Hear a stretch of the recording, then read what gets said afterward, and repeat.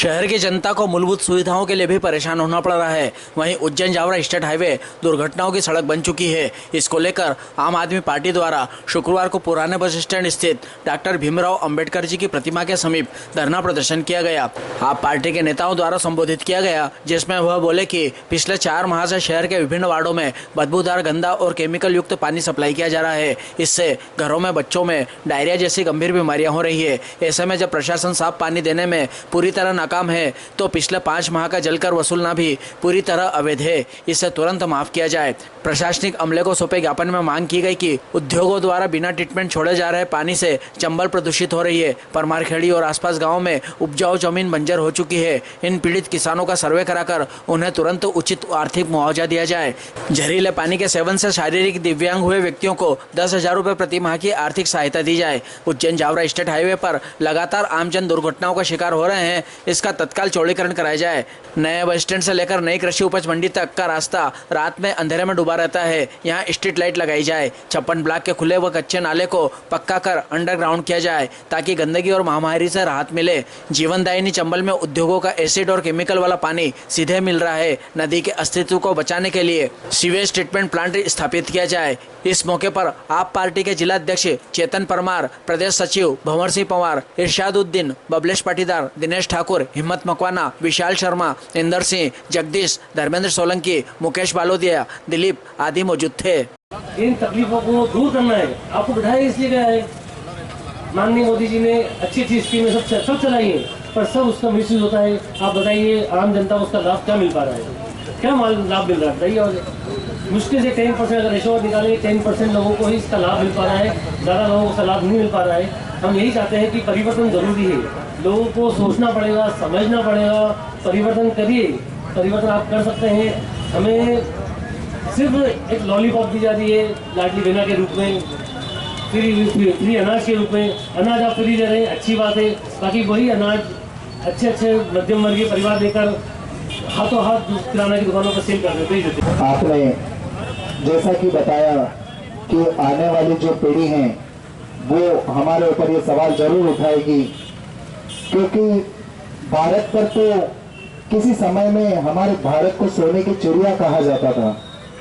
सबसे बड़ा देश, सक्षम देश, सोने की चिड़िया कहे जाने वाले देश को बारी बारी से बाहरी शक्तियों ने लूटा। पहले मुगलों ने लूटा, फिर अंग्रेजों ने लूटा। उसके बाद जब हमारे ही देश के कुछ गद्दार लोगों को जब मौका दिया तो उन्होंने भी वही काम किया। वापस उनको भी हमारी जो भोली भाली जनता है उनको लूटने का काम किया। आज जब हम लोग इकट्ठा हो रहे हैं, हमारे पास मौका है कि हम इन लोगों के खिलाफ आवाज उठाएं। अगर आज हमने आवाज नहीं उठाई तो हमारी आने वाली पीढ़ियां हमें जरूर कोसेगी।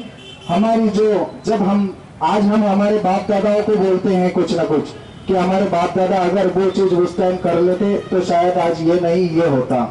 इसी प्रकार हमारी पीढ़ियां भी यही हमको 2 शब्द कहेगी कि जब आपके पास आवाज उठाने का मौका था, जब आपके पास इन भ्रष्टाचार गतिविधियों वाली पार्टियों के विरोध में आवाज उठाने का समय था। हिंदुस्तान, हिंदुस्तान।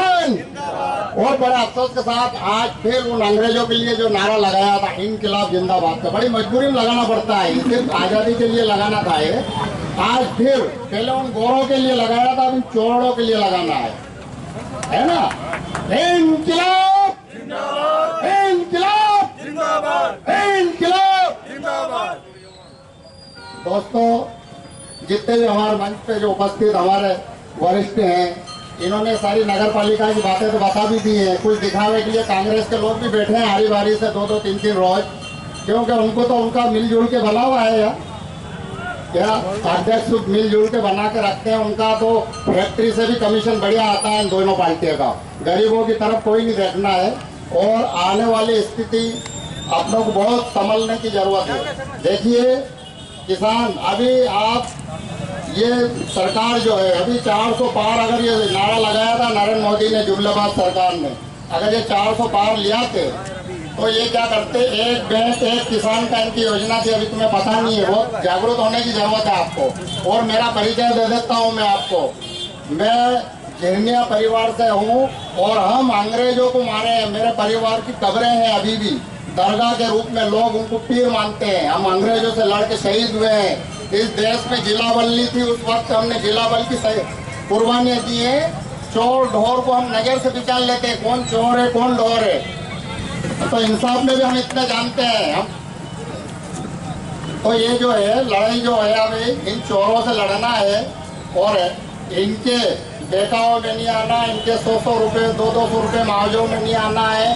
इनको बहनों की जो इन्होंने लाडली बहनों योजना दी है, तो इन्होंने उनके पतियों की खाद की बोरी 45 किलो की कर दी, 50 की आती थी।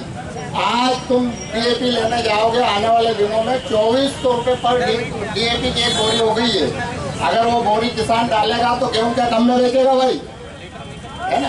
अभी इन्होंने क्या करा है कि अभी किसानों को इन्होंने शेड्यूल बनाया था। मैं किसानों की बात कर रही हूँ जो अभी वर्तमान में चल रही है। मैं एक मैडम से बात करी, उन्होंने कहा कि पहले छोटे किसान जो है पंजीयन खुलेंगे इसलिए कि उनका भाड़ा नहीं लगे, और उसके बाद उससे बड़ा किसान, फिर उसके बाद उसका बड़ा किसान। मेरा 45 बीघे का पंजीयन था गेहूं का, मेरा 1.5 महीने में पंजीयन का नंबर आया। उसके बाद फिर मैं वहाँ गया तो वहाँ पे कम से कम 500 ट्रैक्टर खड़े। उन्होंने कहा 4 दिन नंबर नहीं आएगा भाई। मैंने ट्रैक्टर भाड़े से खड़े, एक ट्रैक्टर वालों ने बोला कि अगर एक दिन खाली नहीं हुई तो 2000 रुपये पर लूँगा। उसमें 5 बीघे वाले किसान मेरे सामने रोने लगे, भैया मेरे 20 क्विंटल गेहूँ में 3 दिन हो गए खड़े खड़े में, 3 दिन हो गए। उसके 2000 रुपये पर ट्रैक्टर। 5 बीघे वाला तो नहीं रख सकेगा, ट्रैक्टर रख लेगा, वो भाड़े से ही लाएगा ना। उसका मैंने कहा मैडम से, मैंने कहा क्या होगा ये तो आत्महत्या चालू हो जाएंगे। अभी तो ट्रैक्टरों की लाइन में, फिर ये इनके जनाजों की लाइन में लगना पड़ेगा अगर ऐसे ही रही है कोई सरकार तो अपनों को जागना होगा अभी। और इनके बिकाऊ, इनके वोट में बिकना नहीं है अपनों को, ये लालच में बिकना नहीं है। अपन खुद सक्षम हो, अपनी सरकार बनाओ, आपकी सरकार बनाओ खुद की। ये क्या है, ये सब मिले जुले हैं। अभी देखो कांग्रेस ने वो माधव सिंधिया उन चोरों को भेज के मिलजुल के इनकी सरकार से, तुम क्या समझ रहे हो कांग्रेस खत्म हो गई? कांग्रेस खत्म नहीं हुई है। ये जो है मिलजुल के सरकार चला रहा है। अभी इन्हों को आसाम में मुख्यमंत्री इनका बनाना था हेमंत विश्व शर्मा, देश का सबसे भ्रष्ट आदमी। उसको बीजेपी के पैनल से उसको बना दिया है मुख्यमंत्री। अभी देखो वो जो अधिकारी बना है वो कांग्रेस को भी चंद दी हुए छोड़े को, अभी मुख्यमंत्री तो इनका काम मिलजुल के चल रहा है। इन्होंने दो ही ने एका कर लिया, इसलिए अपनों को जरूरत है अभी नई पार्टी की। आम आदमी पार्टी जो आवाज उठा रही है, चाहे आप घर के अंदर कष्ट भोगते हो, पर आम आदमी पार्टी आपका दर्द समझती है। और यही आम आदमी पार्टी के क्रांतिकारी कार्यकर्ता, जाबाज कार्यकर्ता इस बस स्टैंड पे आम आदमी पार्टी आपकी आवाज बुलंद कर रहे हैं। एक दिन जरूर कायर व्यक्ति में हिम्मत आएगी, पर वो भगत सिंह किसी को बनना पड़ेगा। मित्रों, आपको मालूम होगा कि ये नागदा नगर पालिका के पार्षद के हाथ पे ठंडे पड़ गए हैं। मैं नहीं कहता, ये नागदा नगर पालिका के पार्षद आज के 3 साल पहले जमीन से 7 फीट ऊंचा कूदते थे। जमीन से कितना फीट? 7 फीट। और कलम वाला कपड़ा पहनकर कूदते थे कि हमारी भाजपा की सरकार है, डबल इंजन की सरकार है। हम तो इस नागदा नगर की जनता को कौन सा पानी पिलाएंगे? आपको आरा का पानी पिलाएंगे, आपको आरा का पानी पिलाएंगे। ये मैं नहीं कहता था, ये भारतीय जनता पार्टी के लोग कहते थे। यारो, आप जब हम परमिशन लेने गए, हमारी परमिशन लेट कर दी। उसके बाद जो नियम नहीं था वो नगर पालिका में पंचर फंसा के अनुमति दिलवाने का काम करा। हमारे धरने को रोकने का मतलब कि आम आदमी पार्टी जनता के सामने सच्चाई ना रख दे और सच्चाई लोगों को समझ में आ जाएगी तो वो उग्र हो जाएंगे। मित्रों, आप भी सोशल मीडिया देखते हो, हम भी सोशल मीडिया देखते हैं। इस नगर पालिका का पार्षद एक सोशल मीडिया पे बात बोलता है कि पिछली परिषद जो थी उसकी गलती थी। तो भैया पिछली परिषद किसकी थी? आम आदमी की थी? कांग्रेस की थी? अरे पिछली परिषद तो भाजपा की थी। अरे तुम नहीं थे तो क्या हुआ? तुम्हारे मामा साहब थे, तुम्हारे भाई थे, भाजपा की थी। उनने गलत लाइन डाली, इस पे ये डाल दिया, तो उस लाइन को तुमको क्या 4 साल लगे समझने में? ये भारतीय जनता पार्टी का पार्षद सोशल मीडिया पे बात बोलता है और क्या बोलता है कि हमारे 4 साल तो हो गए और 1 साल बचा है, हम तो जाएंगे और नए आएंगे। इसका मतलब भारतीय जनता पार्टी के पार्षद के लोगों ने मैदान छोड़ दिया है। वो अब चुनाव नहीं लड़ेंगे, दूसरे को लाएंगे। मित्रों, यही नागदा नगर पालिका के अंदर यहाँ का अधिकारी सीओ साहब और वहाँ के कर्मचारी जाते हैं और वो भारतीय जनता पार्टी के घर ही जाते हैं, कांग्रेस के घर ही जाते हैं, आम आदमी पार्टी के घर ही जाते हैं। कभी मुसलमान के घर चला जाए तो हमें समझ ले कि वो तो कांग्रेस ही है। पर भारतीय जनता पार्टी के घर ये नगर पालिका का सीओ उसका अधिकारी जाते हैं और एक रील बनाते हैं और पूछते हैं भारतीय जनता पार्टी के लोगों से कि आज पानी कैसा है। तो भारतीय जनता पार्टी के लोग ये बोलते हैं कि आज तो पानी अच्छा आया पर कल गंदा था। तो इसका मतलब भारतीय जनता पार्टी के जो वोट देने वाले लोग और कार्यकर्ता इस बात को मानते हैं कि नागदा नगर में गंदा पानी जनता को पिलाया जा रहा है। और उसके बाद ये क्यों पिलाया जा रहा है इसको भी समझना होगा दोस्तों। ये क्यों पिलाया जा रहा है कि ये इनकी नीयत क्या है? ये कंपनी के दलाल है, क्योंकि अगर ये कंपनी के दलाल नहीं होते तो गंदा पानी नहीं अच्छा पानी पिला देते। मैं आपको एक उदाहरण देता हूँ कि नागदा नगर पालिका आज के 1.5 साल पहले ही अविश्वास मत खो चुकी है। ये बहुमत, ये पार्षदों की चुनी हुई सरकार या जनता की चुनी हुई सरकार नहीं चल रही है, ये सरकार से बनी हुई नगर पालिका चल रही है। मित्रों, इस नगर पालिका जब बनी थी तब लोगों को ये भरोसा हो गया था कि अपने को आरओ का पानी मिलेगा। मित्रों, जब नागदा नगर पालिका के भारतीय जनता पार्टी के लोगों ने ही अविश्वास प्रस्ताव लाए तब यहाँ के नगर पालिका के अध्यक्ष बड़े दमदार हैं और जनता खुश भी हुई थी। एक टेलीफोन करा था मध्य प्रदेश सरकार को, मध्य प्रदेश सरकार को बोला था कि नागदा नगर पालिका में जो 2.5 साल का कानून है अविश्वास वाला उसको 3 साल कर दो।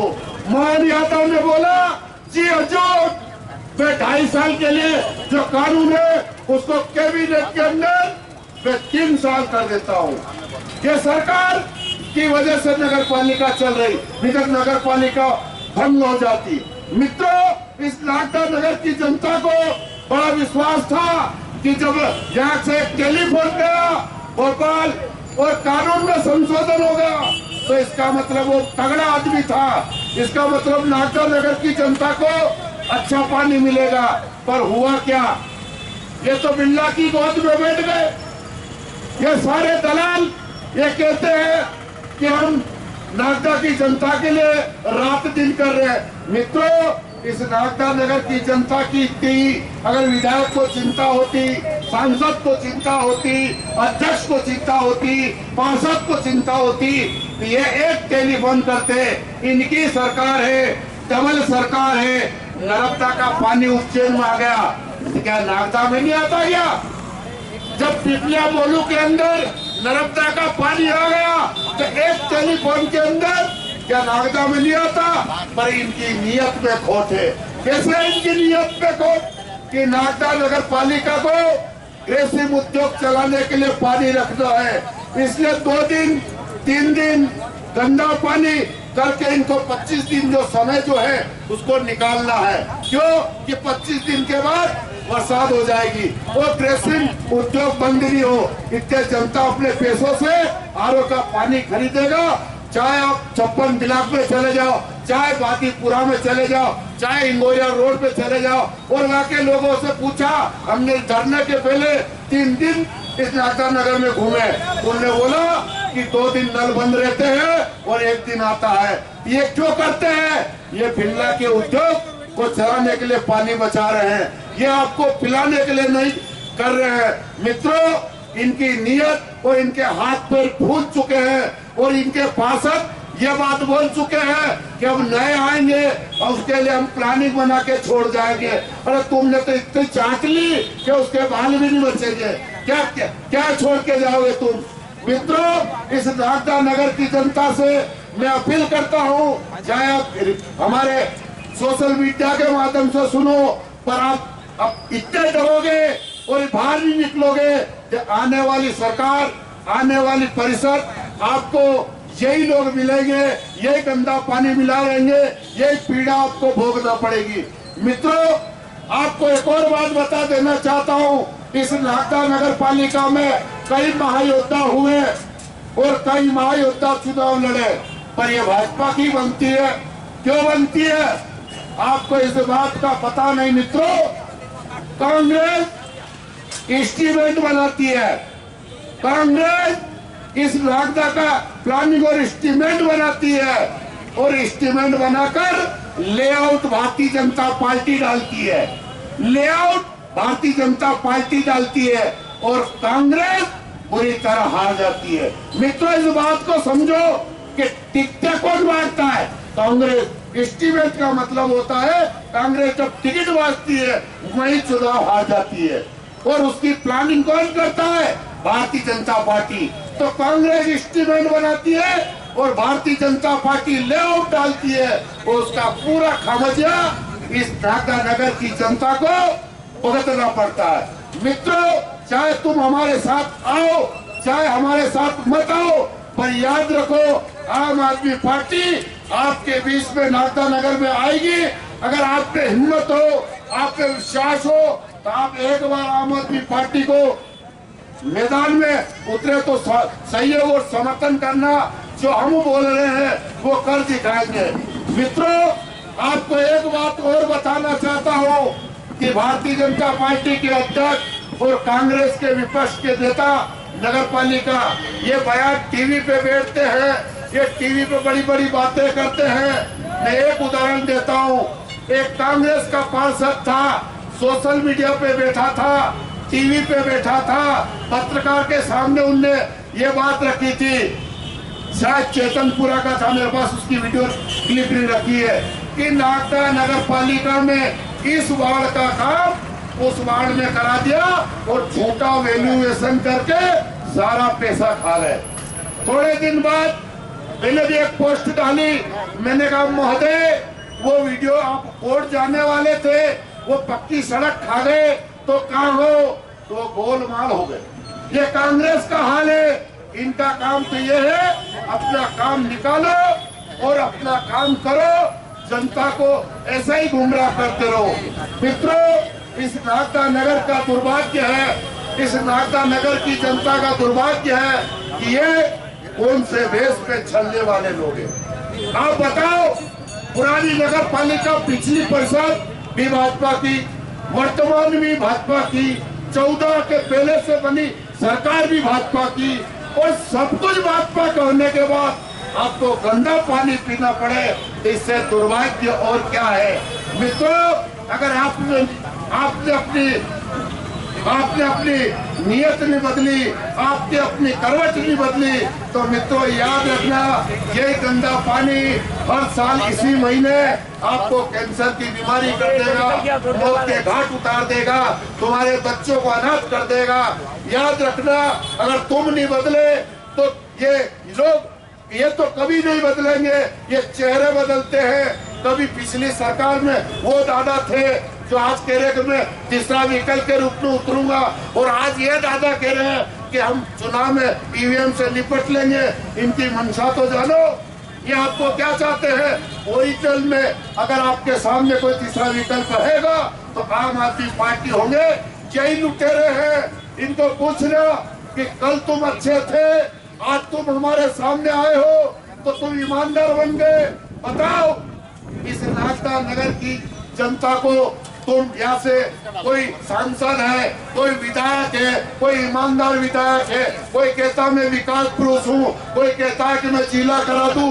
हे मित्रों, इस नागदा नगर की गरीब जनता 2 वक्त की रोटी के लिए इस बस स्टैंड पे मजदूरी करने आते हैं, और 56 ब्लॉक के अंदर ये ग्रेसिन फैक्ट्री जो जेल छोड़ती है, गंदा नाला है। आज 20 साल से कोई उसको पक्का करा नहीं रहा। वो गरीब के बच्चे वहाँ बीमारी से मर रहे हैं, और ये ईमानदारी से बड़े बड़े होटलों में जाकर जूस पी रहे हैं। इस बात को अंदाजा लगाओ ये कितने ईमानदार हैं। ये पूर्व के जनपद प्रतिनिधि, ये ईमानदार विधायक, 2.5 साल हो गया इस विधायक को। कितने साल हो गए? 2.5 साल हो गए। अगर ये चाहते तो नागदा नगर पालिका इनके अंदर में नहीं है, मैं भी मानता हूँ, क्योंकि नागदा नगर पालिका ये सबसे महत्वपूर्ण और ताकतवर है। या किसी की भी चलती है, या तो 50 साल का निर्माण 4 साल में ही खोल देते, क्योंकि इनकी चलती है। मित्रों, जब विधायक से पूछो कि तुम 2.5 साल हो गए और ईमानदार हो, तो ये गंदा नाले का जो सुझाव आज के चुनाव जीतने के बाद भी आया था, चाहते तुम तो सरकारी बजट से या ग्रेसिन उद्योग की बजट से करवा देते, या आपके खाते में जुड़ जाता। अगर अब भी 2.5 साल बचे हैं तो ईमानदार विधायक सुन लो, उन गरीबों की बच्चों की दुआ लेनी हो तो आम आदमी पार्टी मांग करती है कि तुम वो गंदा नाला, कौन सा फंड भी बताऊं क्या, तुम्हारे विधायक नीति में 80 लाख आते हैं। मैं मानता हूँ तुम्हारी PWD में करोड़ों आते हैं। मैं मानता हूँ स्वराज को के अंदर अरबों रुपए आते हैं। मैं मानता हूँ तुम्हारे सांसद के पास 6 करोड़ आते हैं। मैं मानता हूँ, पर उन पैसों को 30 और 40% के वाले मामले में मत दो, ईमानदारी में दे दो। तुम पानी का टैंकर के लिए देते हो, उसमें क्या होता है, 110 रुपए का लोहा 65 रुपए की चीज लगती है, और टैंकर बनाते हो, वो साल भर में टूट जाता है। ना तो जनता का गला सुख पाता है, ना जनता का भला हो पाता है। मित्रों, इस बात को अब बात बताता हूँ किसानों की, कि जब इस गंदे नाले से, इस गंदे नाले ग्रेसिन फैक्ट्री से यहाँ के कितने भी जनपद सदस्य, कितने भी जिला पंचायत सदस्य, यहाँ के विधायक, यहाँ के सांसद और यहाँ के बड़े बड़े नेता और बड़े बड़े ज्ञानी और किसान के हमदर्द, अब इनको क्या बोले, इनको क्या बोले, ये तो इनको महाज्ञानी बोलो, रावण बोल दो, साधु के वेश में सीता को हक के ले गए, ये बोल दो। इसके अलावा कुछ बोलने का है नहीं। क्यों नहीं? जब ग्रेसिन उद्योग जब चला, इस बात की गारंटी थी कि मजदूर भी पलेगा, उद्योग भी चलेगा और किसान का भी भला होगा। इस नदी के किनारे ये 14 गांव के लोग जो बसते हैं, वह किसान रहता है, हर जाति का रहता है, पर उनकी सुनने वाला कोई नहीं। जब वो सोयाबीन का बिचवारा मंडी में लेने आते हैं तो ये बात बोलते हैं कि भैया भंवर सिंह जी, मैंने क्या हुआ, कि मैंने कहा कितनी बीघा जमीन है, कि 5 बीघा जमीन है। मैंने 20 किलो और दो, 2501 क्विंटल होती है। कि नहीं भंवर सिंह जी, इस गंदे नाले से सिंचाई करते हैं, इस पानी से पूरी जमीन बंजर हो गई। तो फिर क्या करोगे कि इसके अंदर 75 किलो 3 गुना अगर सोयाबीन डालेंगे, तब जाके 1 गुना 15 किलो होगी। मैंने इस गंदे के नाले के कारण हुआ। तब इस ज्ञापन में उन किसानों का भी दिया है, सरकार से भी मांग करेंगे, और क्षेत्र के विधायक अगर ईमानदार हो तो सुन लेना, इन किसानों की बददुआ मत लेना। अगर तुम बेईमान हो तो फिर मत सुनना, अगर ईमानदार हो तो ग्रेसिन गेट पे धरना दे देना इन किसानों के लिए। आम आदमी पार्टी जनता वोट दे या न दे, पर हम आपके अच्छे काम की प्रशंसा जरूर करेंगे। मित्रों, जिस किसान का खून पसीने की मेहनत 50% बिजली उगता है और बटर हो जाता है और 25% फसल उगती है, उस किसान की क्या हालत होगी। तो हम ये चाहते हैं कि एचएम महोदय को ज्ञापन देंगे कि कृषि उद्योग से उनको पिछली समय किसानों को खाद बीज जो फ्री में उपलब्ध कराया जाता है वो किसानों को सहयोग प्रदान करे। इससे किसान का भला होगा और यहाँ की जनता का भी भला होगा और इससे आपको अगले जन्म में और आने वाले में पुण्य का प्रभाव होगा। नहीं तो इनकी बददुआ तुम ले तो रहे हो। याद रखना, ये पैसा, ये दौलत, ये तुम्हारी जो शान और शौकत एक दिन इस नागदा नगर शेख को सुला दिया है, इसे तुमको भी सुला देगी।